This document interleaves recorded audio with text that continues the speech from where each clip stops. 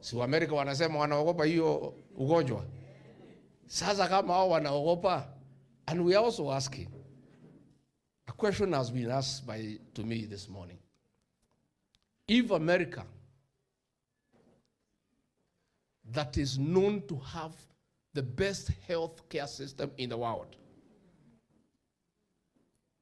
are not sure they can handle that outbreak, what about Kenya, where we are unable to handle malaria?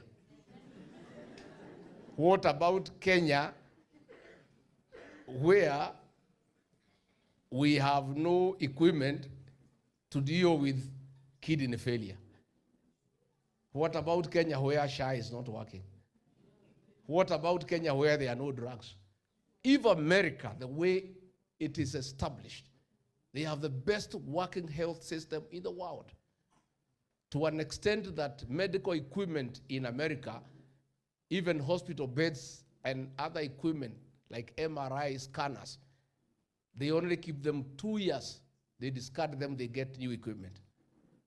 If they are that advanced and they lack confidence that they can handle that Ebola, what about our country here? Na sida shida tuko nazo.